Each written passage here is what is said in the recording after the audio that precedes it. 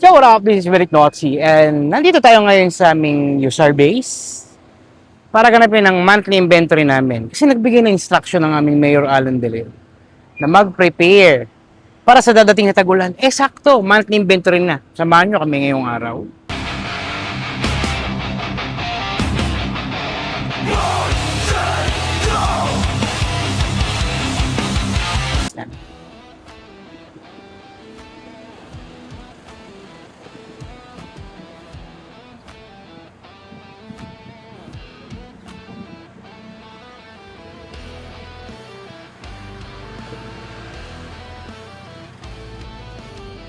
Yung mga tropa natin from FRU, mga matitikas na FRU.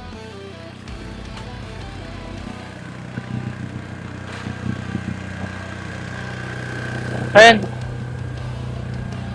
So dito tayo ngayon sa likod. Ayan, ito yung mga gamit. Ito yung aming logistics section chief. Ayan. Tesyo! So ito yung aming logistics section chief, si Dencio Murillo. Ito yung pang-misting namin kapag may mga dengue outbreak or communicable diseases. Ito yung pang-misting namin na kalsada. May remote control. May remote control. Remote control. Testingin natin yan. Testingin natin yan. Testingin natin to. Tingnan natin kung legang tama. Tingnan natin kung legang tama. Tingnan natin kung legang tama.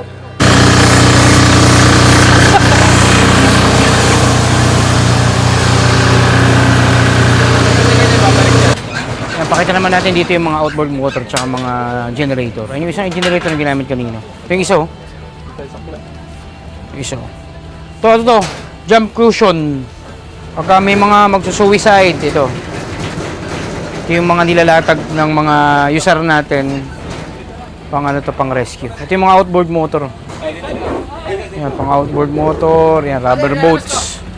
Yan, rubber boat. Ano yan? Rubber boat, 4. Ayun, lalabas na yung rubber boat. Ito yung rescue truck nasa likod.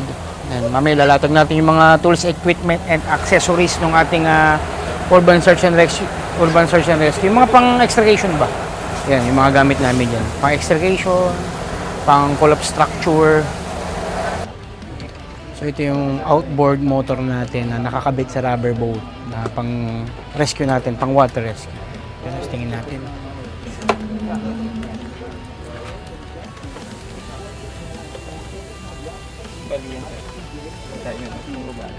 Napakita mo si Langgam. Ito yung natin pang 9th place natin sa ano ba, endurance. Endurance race. From 250 kilometers yun, di ba? Baler, From Baler to Manila. Pala si Langgam! Talagang Langgam talaga yun. Bro, ito ilalabas. Ilinis ito dun. Preparation phase.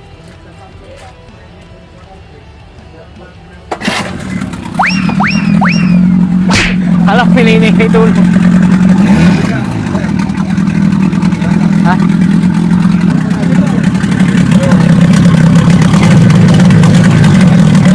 So yung kasama natin yun ng head na MDRR mo. Sabi mo kayo ano, sir? Champion natin. Baler to Maynila. 2 days. Panis.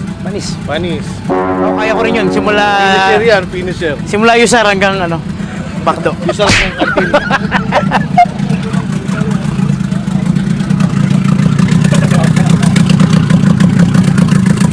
Yung isa nito, dinonate ni Mayor Alan Delim sa Philippine Coast Guard na, sir. Ayan, dinonate para makatulong tayo sa mga national government agency. Yan, nililinis natin yung mga rubber boat din kasi yan, may mga ano na rin kasi. Dapat maganda pagkakaimba kasi nito. Yan, katulad ng pagkakaimba boat. May tent, hindi na arawan para na-preserve yung goma niya.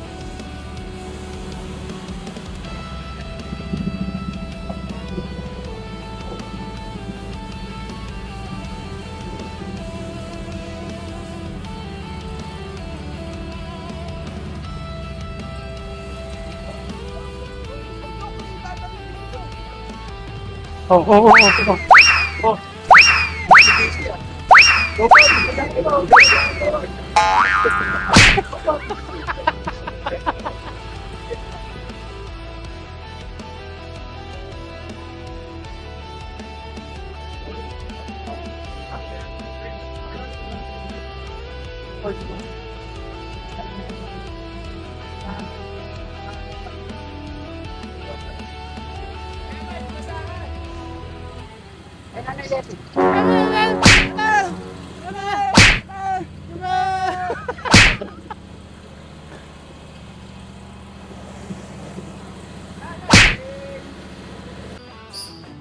Yan.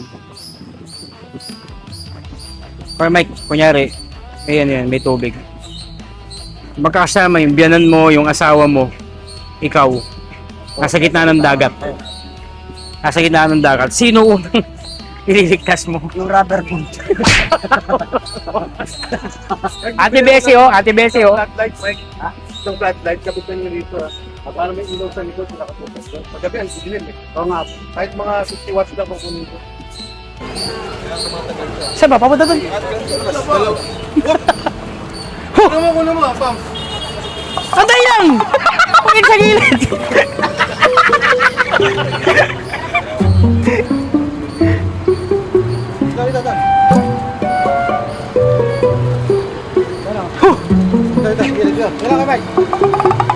Huwag ibabagsak bro, kasi ano to eh, fiber eh. Fiber na to eh. Ano. Ito yung mga luma naming rubber boat, pero okay pa naman. Ano to eh?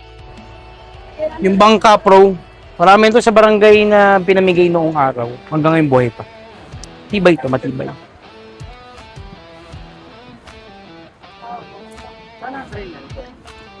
Ito. Gagawin na lang natin. Tagilid na lang pala ako. Sipag.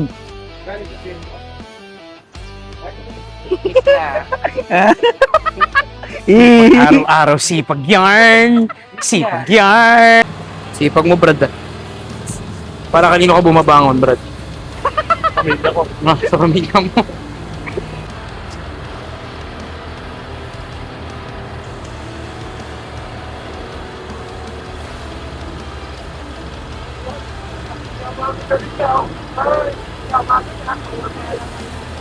Ongoing kami ngayon, paglilinis ng mga rubber boats and lalatag lahat ng mga gamit for inventory and checking for condition.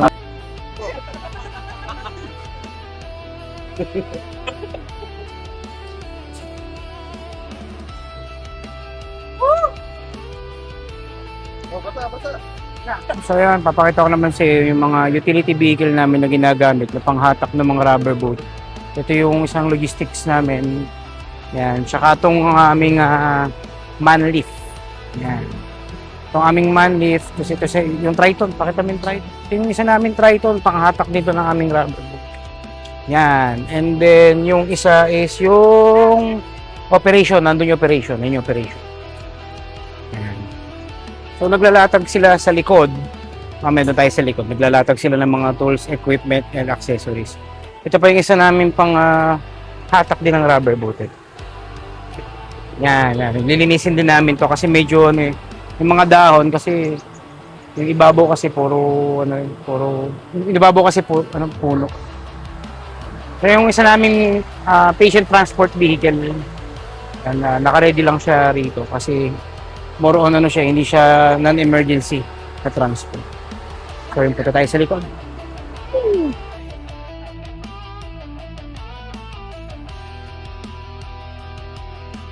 Nandito tayo sa likod. So, ito yung ating Technical Alpha. Ito yung gamit ng Urban Search and Rescue Team natin for extractation.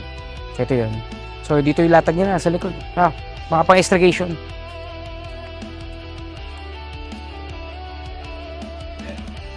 So, ito yung mga pang-extractation natin. Ram stabilizer, dedicated cutter, and yan. Mga pang-ano natin, pang-extractation natin. So, yung, nasa ba yung Ural truck natin? Nandun, no? Mamaya, pakita ko sa inyo yung Ural truck namin, yung pambagyuhan talaga namin, yung malaki namin truck. So, ito yung ginagamit natin kapag naipit, yung mga pasyente. Okay, yan.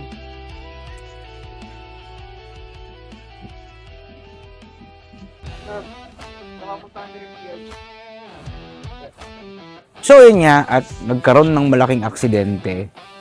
And naulot yung ating preparations. And so ngayon nagbabalik ulit tayo ngayon para i-continue yung aming preparation. Ito na. So piniprepare na namin yung mga lagayan ng mga rubber boats and equipment. So nandito pa rin tayo ngayon sa base ng Urban Search and Rescue ng Taytay MDRRMO. No? Ayan. So, nililinis sila.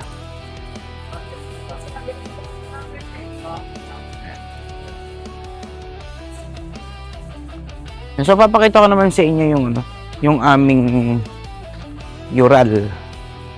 So, ito yung malaking truck namin. Ito yung manlift.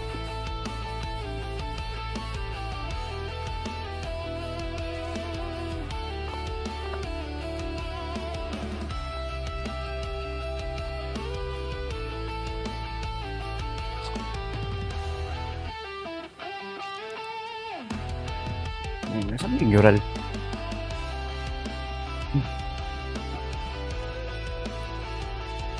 Yun, nakita ko na.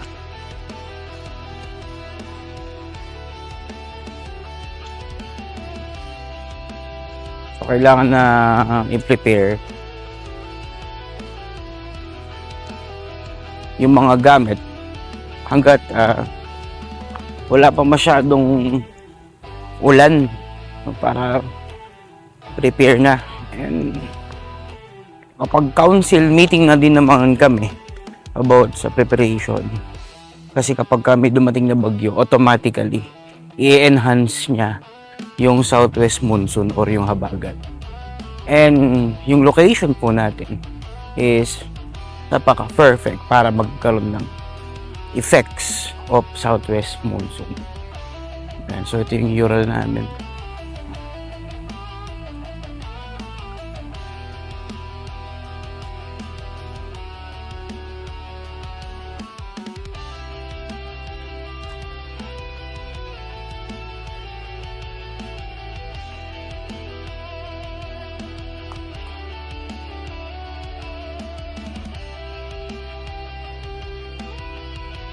So ngayon nandito tayo sa likod or sa parking ng Urban Search and Rescue sa likod.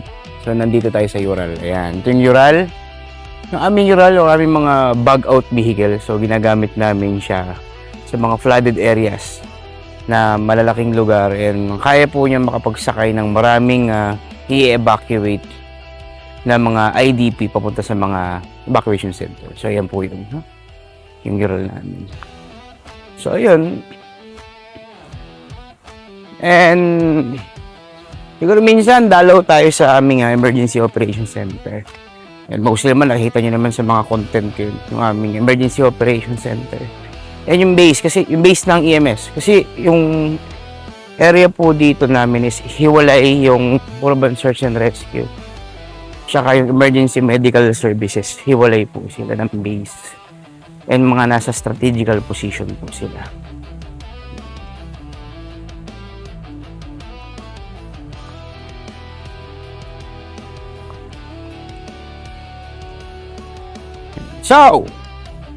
So magkita-kita tayo sa susunod na episode. This is Medic Nazi. Samantala, sa Taytay Rizal naman, tiniyak ng Municipal Disaster Risk Reduction and Management Office o MDRRMO na nakahanda ang kanilang hanay sa pagtugon sa anumang sakunang maaaring idulot ng sama ng panahon. Ayon kay Deputy Chief at Lead Operations Commander Mark J. Palumbarit, gumagamit na ang kanilang tanggapan ng scenario-based planning upang maagang matukoy ang mga posibleng sitwasyon at maihanda ang tamang pagtugon ng kanilang mga responder. So we anticipate every kind of scenarios para makapag-prepare kami and makapag-response ng proper dun sa anticipate na scenario. Kasabay nito, patuloy ring pinalalawak ng MDRRMO ang kahandaan ng komunidad sa pamamagitan ng iba't ibang libreng disaster response trainings. Hindi lamang mga opisyal ng barangay ang kanilang sinasanay, kundi maging ang mga volunteer rescue groups